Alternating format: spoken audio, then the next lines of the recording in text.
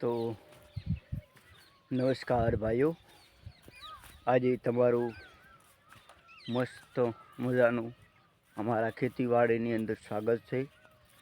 અને આજે વાતચીત જ કરવાના છીએ કે એક આપણે સમાજની અંદર બંધારણની અંદર અલગ અલગ પ્રકારના નિવેદન આવતા હોય છે કે કહેવાય છે ને, ચોમાસું હોય, ઉનાળો હોય, શિયાળો હોય અને એક વરસાળો હોય. તો ઉનાળો મૂકી અને વરસાળો આવી ગયો છે. તો હવે આપણે વાતચીત કરવાના છીએ એના સમય એના બળજબરીથી ઉનાળાને સાઈડમાં મૂકી દીધો છે મિત્રો.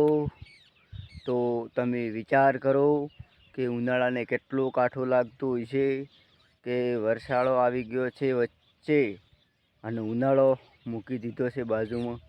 તો મિત્રો તમે વાતચીત કરવાના છીએ કે આપણને પહેલો આપણો કોઈ પણ સમયની અંદર વારો આવતો હોય ને આપણને સાઈડમાં મૂકવામાં આવે તો કેટલું ખોટું લાગતું હોય.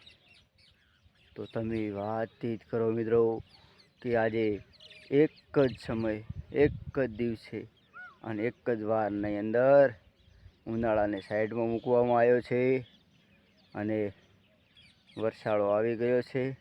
તો વરસાદની બારિશ અળગા અળગા છોટા ભૂ ભૂ વાયરા आता है. तो क्या करना चाहिए મિત્રો? તો બધા કોમેન્ટ કરી દો. આજના માટે આટલું. મળશું હવે પાછા એના ઉનાળામાં.